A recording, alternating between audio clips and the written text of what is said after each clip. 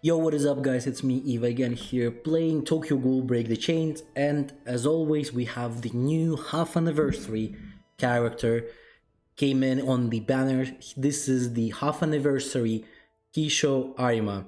He's the green type actually, and he seems a very good unit for CCG. This might be the CCG era that will be coming with this guy as one of the characters for the CCG team. This might be in CCG era. I don't know yet. Again, we'll need to wait and see how the RTA will develop, but I think he brings a pretty decent amount of damage into the whole build with the CCG units. So let's see overall what is his stats. So in terms of CP, he's number 8, so it's not that bad. It's not too crazy, but it's really good. Attack-wise, he's number 3, so that's a very good stat. That means he's for sure a very insanely good attack type unit. Defense and HP is a little bit lower, and that's a little bit sad, but still. The attack one is mostly important for him because he is full on an attack unit there. So in that sense, let's see his whole kit. Active skill, grant yourself electricity for 1 turn, then deal electric shock damage equal to 420% of attack. Electricity, increase pen rate by 15%, electricity shock when dealing damage, also deal bonus damage equal to 100% of pen rate. So he basically penetrates and doesn't give a shit about your defense there with this full-on stuff. Passive skills. After allied CCG character dealing damage, grant themselves 1 energy storage up to 3 stacks. When the limit is reached, it converts into 3 discharge after using an active skill. If you have discharge, deal 130% electric shock damage to all enemies. So this is the AoE damage that he does. Then remove 1 discharge while having discharge. Energy storage cannot be gained. So energy storage, attack related stats increase by 3%. Discard, increase your attack related stats here. This is just an attack, and this is attack related stats by 5% for 2 turns. And with electric shock, deal damage equal to, also deal bonus damage equal to 100% pen rate. That's like, I mean, after we gotten like Easter Ayato, I think they're starting to put the more and more text on those. So at some point, maybe if this game will leave until first anniversary, we might see a fucking essay here over just purely their skills. But in terms of skills, this looks very good, promising. A lot of attack related buffs, as well as just his AoE damage dealing capacity in the end there after the 3 stacks is pretty easy to get. It's just 3 attacks with your characters and he already can do it. So it's basically every turn you can do it if you're not using any supports in your team, or if you're not attacking with like you're using active skill with your support, then this is gonna be a very easy to use. Aftershock effect, when dealing damage, inflict the target or ultra electrified for 2 turns. Then when dealing damage to an enemy with electrified, if you have discharge, this skill will additionally deal damage to equally to 50% of the attack to all enemies. This is again big one. This is a very big one. Ultra electrified reduces crit resist by 10% when taking damage. Take additional damage equal to 100% of the attacker's attack.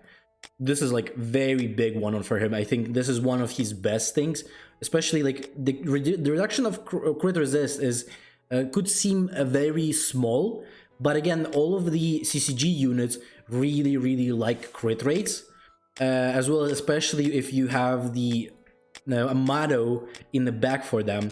Here he also buffs a lot of crits for you, like as you can see here for crit damage buff. This is his other stuff. Like basically he buffs extremely big amount of crits, as well as for example the Amon. The standard red Amon also buffs you the crits. As you can see here, increase 30% for crit damage for CCG hard. So it may seem not too crazy. Again, it's probably not like extremely OP, but it's still a pretty decent that he also reduces the crit. Because again, also, for example, Juzo likes crits, this Arima also like crits, all of them like, they're very big on crits. So for them, this is very good that they're at least reducing the defense of the crits here. So that's very good for him. Second star is applying weak increases yourself a pen rate for 1 turn. Good. Each time energy storage is gained, increase your basic stats by 3% up to 9. So you will need to have 3 turns, basically, I guess, to get this electricity storage. Oh no, you're getting storage for one basically stack. So every turn you will be able to get it. Okay. So you're going to be getting this every turn. So this 9%. I think what you want to do is you want to attack with someone else first. For example, if you're using, let's say Shinohara, you're using Amon, so you're going to be attacking with them first, and then you're going to go for this Ayato to do the AoE damage with him as well as you're already getting all of the stacks, so you get max amount of damage in there. Each time energies and then as well, for each electrified effect on an enemy, decrease all enemies' basic stats by 3%. So again, electrified. So electrified will be getting. We're getting electrified with each of his skill. So he also likes to be attacking by himself. But again, this requires you to have 4 attacks with him to get to the max stacks of it.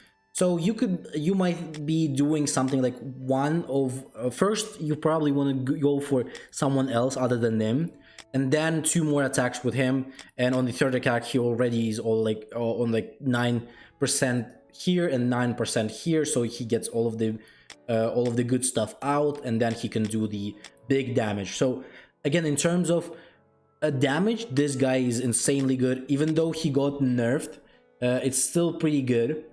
I feel like he's still a very solid unit, probably maybe even a very OP one at that. Depending on how good he will be performing the next week on the RTA, we could see some maybe changes and shifts in terms of meta.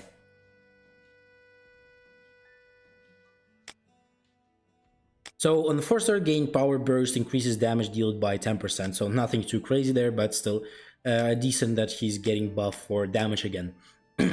So in terms of stars, I would recommend going for 3-star. Like, I don't think you want to go less than 3-star on this guy.